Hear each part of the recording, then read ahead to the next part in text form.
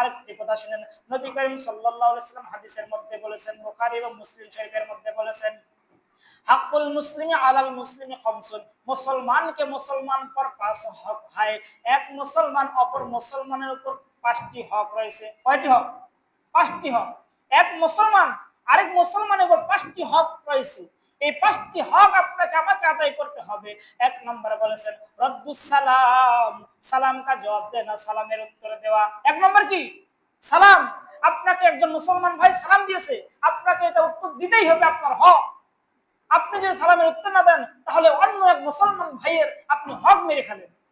তার এক নম্বর কি হলো? রদ্দুস সালাম, সালাম কা জবাব দেনা, সালামের উত্তর দেওয়া। 2 নম্বর ওয়া আদাতুল মারিদ, মরিজ কি বিমার পড়ছি করনা।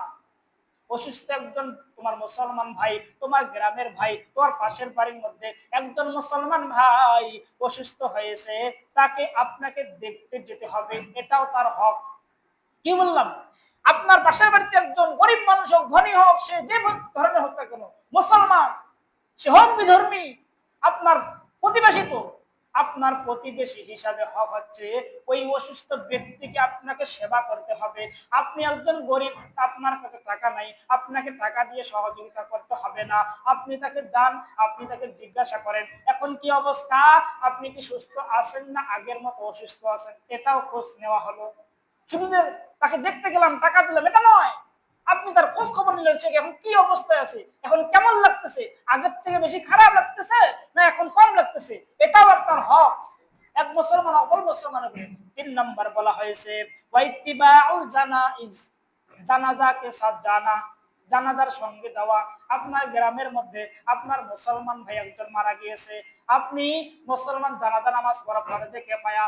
যদি কোন গ্রাম থেকে কয়েকজন ব্যক্তি একটা জানাজার মধ্যে অংশগ্রহণ হয়ে যায় তাহলে সবার পক্ষে আদায় হয়ে যায়, কিন্তু তারপরে বলেছেন কি এক মুসলমান অপর মুসলমানের উপরে এটাও একটা হক। একজন মুসলমান মারা গিয়েছে, আপনি ফ্রি আছেন, আপনি ব্যস্ত নাই, আপনি ওই জানাজার সঙ্গে যে ওই মুসলমান ভাইয়ের জানাজায় অংশ নিবেন, এটাও আপনার হক। তাহলে কয়টা বললাম? 3টা। এক নম্বর, এক মুসলমান অপর মুসলমান সালাম দিয়েছে, সালামের উত্তর আপনাকে দিতে হবে। সালাম দেওয়া সুন্নত, উত্তর দেওয়া হচ্ছে ওয়াজিব। আপনি যদি সালামের উত্তর না দেন তাহলে আপনি গুনাহগার হয়ে যাবেন। 2 নম্বর হচ্ছে কি আপনার গ্রামের মধ্যে পাশের বাড়ির মধ্যে প্রতিবেশীর মধ্যে কেউ অসুস্থ হয়েছে, তাকে দেখতে যাওয়া, সেবা করা। 3 নম্বর যেটা বললাম সেটা হচ্ছে জানাজার সঙ্গে যাওয়া, জানাজার মধ্যে অংশগ্রহণ হওয়া। 4 নম্বর হচ্ছে ওয়াইজাবাতুদ দাওয়া। 4 নম্বর ওয়াইজাবাতুদ দাওয়া, उसकी দাওয়াত কবুল করনা, তার দাওয়াত গ্রহণ করা। এক মুসলমান ভাই অপর মুসলমানকে দাওয়াত দিয়েছে, সামনে তো আসতেছে ঈদের মৌসুম, আর কয়েকদিন পরে ঈদ আমাদের মধ্যে চলে এসেছে। ঈদের গ্রাম মুসলমানরা পাচ্ছে, ঈদের আত্মহারা, ঈদের আনন্দতে মুসলমানের হৃদয় আনন্দে আনন্দিত হয়ে যাচ্ছে। এর মুসলমান যুবক, এ মুসলমান বাবাজিরা গভীর মনোযোগ দিয়ে শোনেন। এই সামনে আপনার মা আপনার আমার মাঝে ঈদ আসতেছে, এক ভাই এক আত্মীয় আর আত্মীয়কে দাওয়াত দিয়েছে, এক ভাই আর ভাইকে দাওয়াত দিয়েছে, এক বন্ধু অপর বন্ধুকে দাওয়াত দিয়েছে। হাদিসের মধ্যে বলেছেন, বুখারী এবং মুসলিম শরীফের মধ্যে 4 নম্বর পয়েন্টের মধ্যে বলেছেন এক মুসলমান অপর মুসলমানের দাওয়াত গ্রহণ করা এটাও একটা হক। আপনাকে দাওয়াত দিয়েছে, আপনি যদি গ্রহণ করতে না পারেন, তাকে বলে দিবেন আমি যেতে পারবো না, কিন্তু কথা দেওয়ার প্রতি কথা না রাখেন তাহলে আপনি মুনাফিক হয়ে যাবেন। তাহলে কি হলো? যত সম্ভব এত আপনার চেষ্টা করবেন তার দাওয়াতকে গ্রহণ করার, এটা আপনার আমার হক। তাহলে 5 নম্বর হচ্ছে ওয়াতাসমিতুল আতিস। 5 নম্বর হচ্ছে ওয়াতাসমিতুল আতিস, সংকা জবাব ইয়ারহামুকাল্লাহ কাহকার দেনা। এক মুসলমান ভাই হাসি দিয়েছে, আপনি শুনতে পারলেন, আপনাকে হাসির উত্তরের মধ্যে বলতে হবে ইয়ারহামুকাল্লাহ। কি বললো? 5 নম্বর কি হলো?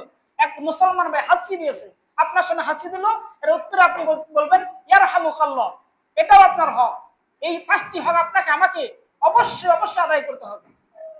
যদি এই 5টি হক আপনি আমি আদায় না করি, বান্দার হক যদি আদায় না করি কবরে যাই, আমার মালিক কখনো ক্ষমা করবে না।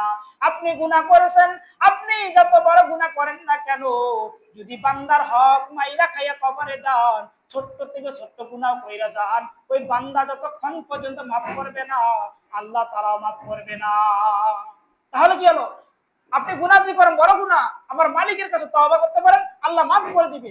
যদি ছোট্ট থেকে ছোট্ট গুনাহও করেন, যদি সেটা হতে পারে বান্দার হয়ে যায়, দুনিয়ার মধ্যে বান্দার হক মাইরা খেয়ে যদি কবরে যান, তাহলে আল্লাহ তাআলা ওই কাল কিয়ামতের মাঠে বলবে, ও বান্দা যাও যাও, আমি মাফ করতে পারবো না। তুমি মাফ নিতে হলে যার কাছে যে হক মেরে খেয়েছো, যার হক তুমি মেরে খেয়েছো, তার কাছে যে মাফ নাও।